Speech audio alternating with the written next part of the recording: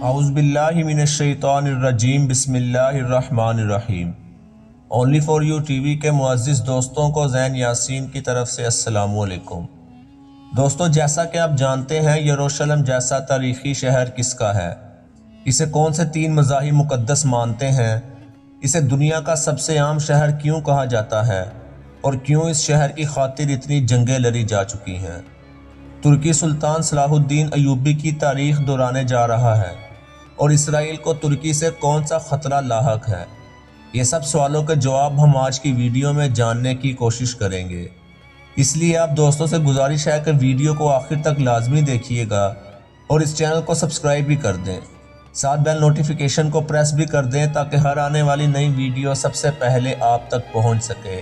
دوستو، یروشلم اسرائیل اور عرب ممالک کے درمیان کشیدگی کی بڑی وجہ ہے۔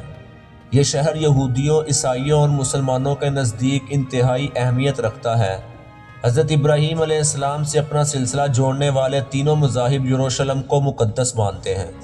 یہی وجہ ہے کہ صدیوں سے اس شہر کا نام ان تینوں مذاہب کے دلوں میں آباد ہے۔ یہ شہر عبرانی زبان میں یروشلم اور عربی زبان میں القدوس کے نام سے جانا جاتا ہے، جبکہ یہ دنیا کے قدیم ترین شہروں میں سے ایک ہے۔ آج کل یروشلم مختلف مذاہب کے لوگوں کے درمیان تقسیم اور تنازعات کی وجہ سے سرخیوں میں رہتا ہے، جبکہ اس شہر کی تاریخ ان لوگوں کو آپس میں جوڑتی بھی ہے۔ اس شہر کے مرکز میں قدیم شہر بھی موجود ہے۔ اس شہر کے چاروں جانب دیوار موجود ہے، جس کے اندر دنیا کے بہت سے مقامات موجود ہیں۔ ہر حصے کی اپنی مخصوص آبادی ہے۔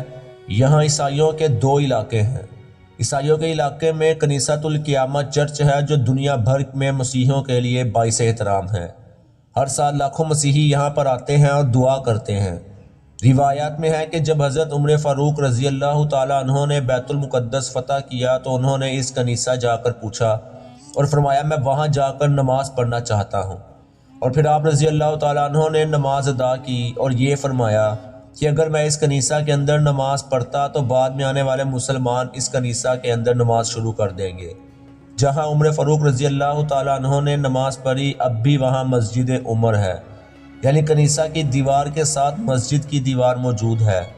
جب سلطان صلاح الدین ایوبی نے بیت المقدس فتح کیا تب اس گرجا گھر کو لے کر بہت جھگڑے ہوئے، تو سلطان صلاح الدین ایوبی نے فیصلہ کیا کہ اس گرجا گھر کی چابیاں مسلمانوں کے فنا حسینی سادات کے پاس ہونی چاہیے۔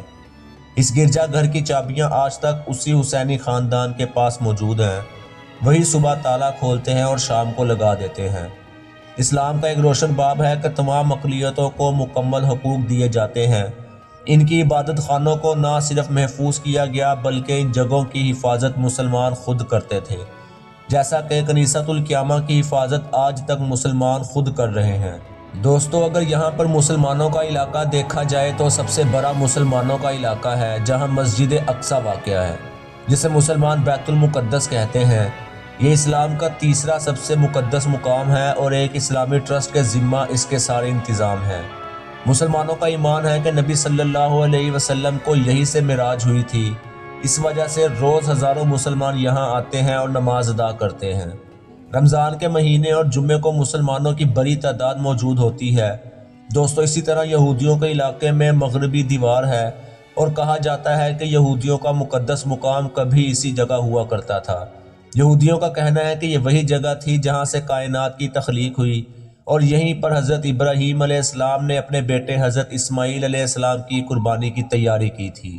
آج مغربی دیوار یہودیوں کا مقدس ترین مقام ہے۔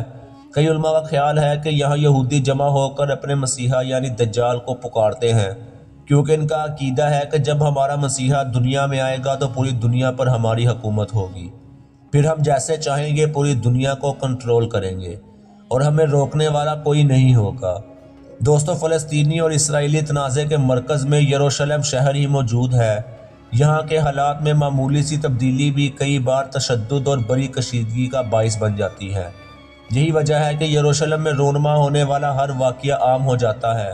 یہ شہر نہ صرف مذہبی طور پر عام ہے بلکہ سیاسی طور پر بھی بہت اہمیت کا حامل ہے، اور زیادہ تر اسرائیلی یروشلم کو غیر منقسم اور بنا کسی شرکت کے اپنا دارالحکومت تسلیم کرتے ہیں۔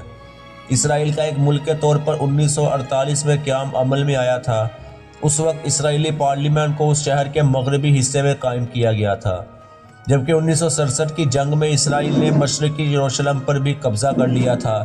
اس کے ساتھ قدیمی شہر بھی اسرائیل کے قبضے میں آ گیا، لیکن بین الاقوامی سطح پر اس کے قبضے کو تسلیم نہیں کیا گیا۔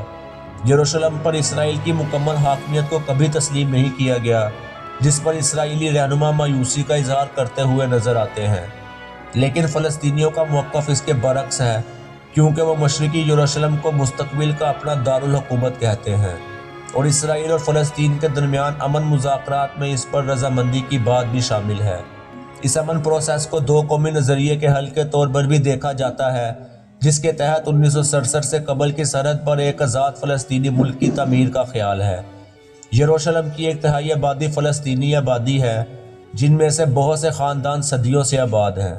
بین الاقوامی برادری کئی دہائیوں سے کہہ رہی ہے کہ یروشلم کی حیثیت میں کوئی تبدیلی صرف امن مذاکرات سے ہی آ سکتی ہے۔